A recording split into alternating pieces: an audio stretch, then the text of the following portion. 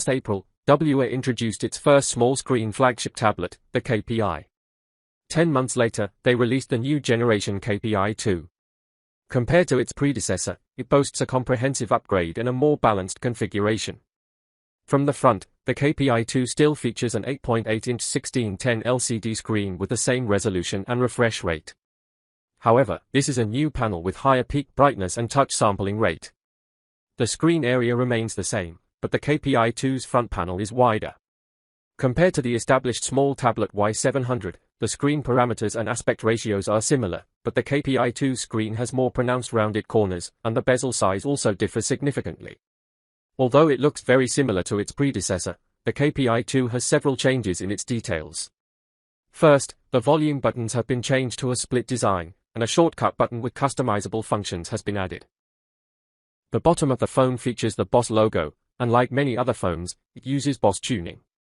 There are two USB-C ports, one on each side, with the more commonly used one supporting 5G and PS2.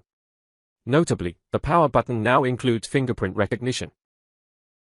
The back of the phone features a unibody metal design with a sandblasted finish and a more streamlined look than its predecessor, giving it a minimalist feel. Its size makes it easy to carry in a bag. The KP2 still uses the MediaTek platform, but it has been upgraded to the Dimensity 9500. Its performance needs no introduction, it remains at flagship level. In the Starry Sky Iron to Gold benchmark, the KP2 maintains a similar frame rate while offering a noticeable improvement in power consumption, more than 1 watt less than its predecessor. It also boasts a significant power advantage over devices with the 5th generation Snapdragon 8 Ultra. The KP2 is slightly thicker and lighter than its predecessor, weighing around 350 grams. It packs a 9100 mAh battery, making it a long-lasting performer for a small tablet. Charging remains a 67W proprietary protocol, while also offering good third-party charging compatibility.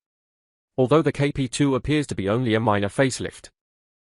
However, in actual use, it boasts a brighter screen, a more powerful SoC, and better battery life, resulting in a significantly improved user experience.